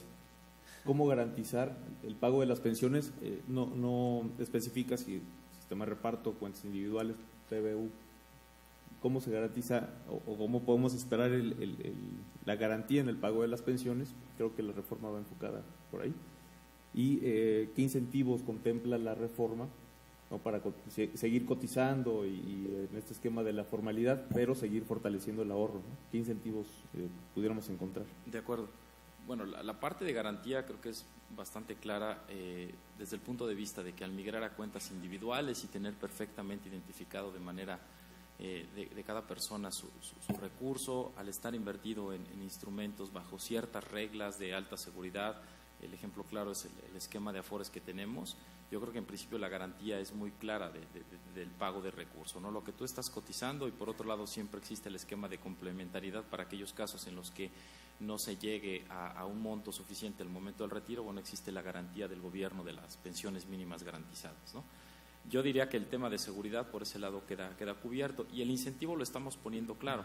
O sea, tan solo para aquellos trabajadores que hoy se encuentran en activo y que hagan la manera de generar el incentivo de un mayor ahorro a largo plazo. Mencionaba yo que se está promoviendo el apoyo hasta del 20% extra de las aportaciones que hagan los patrones y los trabajadores, ahorro complementario a largo plazo, tanto para los que se encuentran vigentes como para aquellos que, de manera natural obviamente, se incorporen al esquema de la formalidad. Yo diría que básicamente son estos dos temas, y sobre el tema de la seguridad de los recursos, ya lo mencionaba también durante la mañana, se mencionaba el tema de la infraestructura. Lo que se busca es al final, y es un régimen en el que seguramente Federico es más experto en la materia, pero se ha venido siendo flexible al paso del tiempo, en la medida de no decirle solamente al esquema de pensiones, bueno, te acotas a instrumentos gubernamentales, tienes una tasa garantizada muy segura, pero no tan flexible para obtener un buen rendimiento que al final del día te genere un beneficio cuando te retiras, sino que la evolución del esquema, de las reglas para invertir los recursos de las pensiones, de las AFORES, las IFORES, ha sido flexible y hoy en día ha permitido dar mayor accesibilidad a mercados financieros con instrumentos seguros que al final del día repercuten en el beneficio de los pensionados. Gracias. Si ¿gustas ampliar algo, Federico? Sí, muchas gracias. No, bueno, muy acertado lo que mencionó Salvador, simplemente para reforzar lo que él está diciendo sobre la garantía de los recursos y obviamente comparando los dos sistemas. Si me permiten hacer una similitud muy sencilla, a lo mejor les va a parecer burda, pero en los esquemas de reparto lo que sucede es que hay un pastelote, ¿no?, que digamos es el IMSS, y entonces las aportaciones pues hacen que el pastel vaya creciendo, el número de trabajadores que sostienen, los que se van jubilando, pues hace que el pastel vaya creciendo, y entonces los que se van jubilando pues se le van dando rebanadas del pastel que es su pensión, ¿no? Entonces, lo que fue pasando es que básicamente por cuestiones demográficas, ¿no?, todo este envejecimiento de la población aumentó la esperanza de vida, ¿no? Por otro lado, también lo de las problemáticas de finanzas públicas que se han vivido no solamente en México, sino en el mundo en las últimas 3 décadas, ¿no? Pues obviamente lo que fue pasando es que el pastel se fue haciendo chiquito. Y entonces llegó un momento en que ya no había garantía, ya no había rebanadas que alcanzaran para todos. En las cuentas individuales el recurso ahí está. O sea, ahí es un pastel fijo, ¿no? O sea, ahí está y es un pastel individual. O sea, no es el pastelote para toda la sociedad donde le voy dando rebanadas a los que se vayan jubilando, sino que es totalmente individual. Entonces, digo, es muy burdo el ejemplo, pero me gusta dárselos porque creo que es muy ilustrativo sobre este punto de la garantía, ¿no? Gracias. Y para destacar lo plural que luego es el panel, el auditorio, las inquietudes, nos llega una breve reflexión y concluye: ¿debo pedirle a Dios que me garantice el pago de las pensiones? Bueno, probablemente a la Secretaría de Hacienda y al Congreso, ¿no? Tampoco está de más. Mejor, envíenle una carta a su diputado federal y a la Secretaría de Hacienda con atención a Salvador para que nos apoyen en eso, que yo creo que es la preocupación de todos. Pero todos los recursos son válidos, todos los recursos, sí. Aprender veladoras. Federico, última inquietud del auditor. Bueno, seguramente tienen más, pero para eso están los siguientes paneles. ¿Cómo apoya la CONSAR a promover el crecimiento de los fondos ya administrados y a su correcta inversión para el desarrollo nacional? Sí, pues esa es una pregunta muy relevante, qué bueno que se plantea, porque es una de las responsabilidades fundamentales de la CONSAR. ¿Cuál es esta responsabilidad? Cuidar que se inviertan bien esos recursos en las AFORE, ¿no? Parte de la parte regulatoria y de supervisión es precisamente velar de que haya una adecuada relación rendimiento-riesgo, ¿no? Porque finalmente estamos hablando de rendimientos de largo plazo, rendimientos que son el patrimonio para el retiro de los trabajadores, y obviamente mal harían las administradoras si empiezan a hacer inversiones riesgosas o especulativas, etcétera. Entonces, precisamente una de las garantías que ofrece la CONSAR como regulador es que pues esos dineros se inviertan bien. Y para eso, ¿cómo lo hacemos? Bueno, tenemos lo que se llama un régimen de inversión. Un régimen de inversión lo que establece es que para la inversión de esos recursos le establecemos ciertos límites, no ciertos límites, le establecemos límites por clase de activo en el que pueden invertir las AFORE, y siempre cuidando que haya una adecuada relación rendimiento-riesgo, ¿no? Entonces, lo que esto quiere decir es que, por ejemplo, hoy día el régimen de inversión es bastante flexible, es bastante amplio. En el 97, cuando empezó el régimen de inversión, el 100% se tenía que invertir en valores gubernamentales, totalmente de muy, muy bajo riesgo. Entonces, obviamente, para hacerlo más atractivo para las administradoras y también para que el trabajador tenga mayor rendimiento y vaya creciendo su saldo, se ha ido flexibilizando este régimen de inversión. Entonces, hoy día tenemos límites de, por ejemplo, para instrumentos de renta variable, los instrumentos derivados, básicamente lo que se conoce como los fideicomisos de inversión en bienes raíces y los CECADES, los certificados de capital de desarrollo, valores extranjeros es un límite del 20%, en fin, o sea, hay diversos límites que se van estableciendo, y precisamente la labor de vigilancia de la CONSAR es cuidar día a día, es una labor diaria, ¿no? O sea, todos los días se va checando cuáles fueron las operaciones de inversión de cada una de las 12 AFORES, y vamos identificando si cumplieron o no cumplieron con el límite, ¿no? Cualquier violación inmediatamente se les multa, ¿no? Entonces creo que esa parte funciona muy bien. Y nada más por último, déjenme decirles que esto también es muy importante, porque en el 2007 lo que adoptamos fue establecer fondos de inversión por edades, por grupos de edades. Y esto tiene una lógica con lo que se conoce como el ciclo de vida. ¿Cuál es la lógica de esto? Bueno, obviamente los jóvenes aguantan más riesgo, ¿no?, que una persona ya más cercana al retiro. Entonces, lo que hemos establecido es que hoy día existen cuatro sociedades de inversión llamadas CIEFORE por grupos de edad, y las presentaba el licenciado de la Madrid en una de sus gráficas, si ustedes se acuerdan de las rueditas, ¿no? Ahí aparecía que la CIEFORE básica 4 es para los jóvenes desde 36 años para abajo, luego viene la que sigue, de 37 a 40 y tantos, etcétera, hasta llegar a la 1, que es de mayores de 60 años.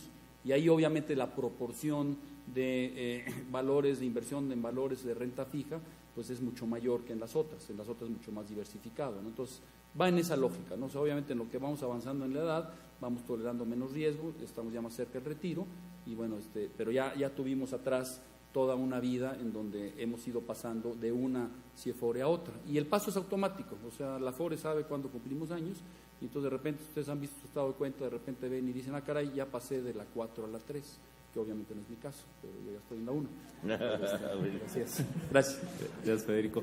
Quiero preguntarle a los panelistas algún comentario adicional que deseen hacer. Entonces solo me queda agradecerles su participación, el apoyo que han brindado al LISEG, y agradecer al mismo instituto y al gobierno del estado por la invitación nuevamente, y desearles todos los éxitos y que de los frutos de este seminario sea para bien de sus estados. Muchas gracias. Queremos agradecer infinitamente la valiosa participación en este seminario a nuestros panelistas y a nuestro moderador, al licenciado Luis Felipe Briceño, el licenciado Florentino Castro López, doctor Federico Rublí Kaiser, el actuario Salvador Pérez y al doctor Tapen Sina. Asimismo, solicitamos la presencia de directores de las instituciones estatales de seguridad social, de Sonora, la licenciada Teresa de Jesús Lizárraga Figueroa, de Morelos a el licenciado Armando Guillermo Sanders, de Puebla a el maestro Félix Federico Palma, de Tamaulipas al contador público Lourdes Benavides, y de Michoacán, licenciado Domingo Bautista, para hacer entrega de un reconocimiento y presentes para nuestros panelistas y nuestro moderador. Un fuerte aplauso para ellos.